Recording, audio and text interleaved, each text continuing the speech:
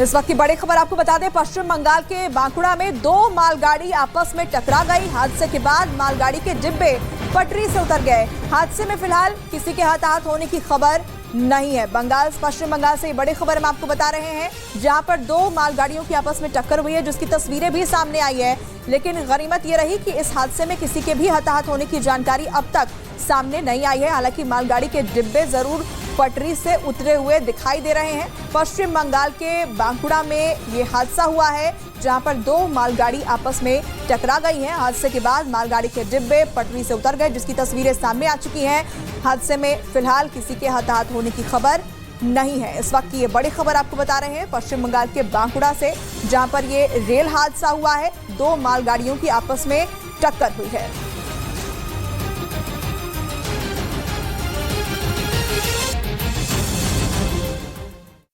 Technology में जो प्रगति की है वो, और भारत का युवा विशेष करके टैलेंट के कारण आज विश्व में अपनी पहचान बना रहा है।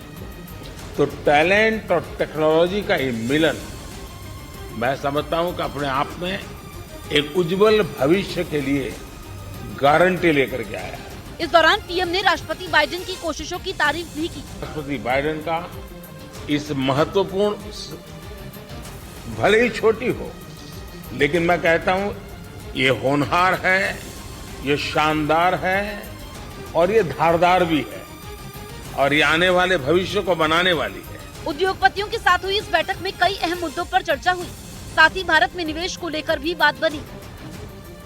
अमेरिका दौरे पर गए प्रधानमंत्री मोदी ने वहां भारत के लोकतंत्र का डंका बजा दिया। अमेरिकी राष्ट्रपति जो बाइडेन से मुलाकात के बाद दोनों नेताओं ने साझा प्रेस कॉन्फ्रेंस की, जिसमें पत्रकारों ने प्रधानमंत्री से लोकतंत्र के मुद्दे पर सवाल पूछे, जिसके जवाब में प्रधानमंत्री ने ऐसा जवाब दिया कि अमेरिका में भारत के लोकतंत्र का डंका बज गया। जब हम डेमोक्रेसी को लेकर के जीते हैं, तब डिस्क्रिमिनेशन का कोई सवाल ही नहीं उठता है। साथ ही प्रधानमंत्री ने डंके की चोट पर दुनिया को बता दिया कि भारत में लोकतंत्र सुरक्षित है। भारत और अमेरिका दोनों के डीएनए में लोकतंत्र है।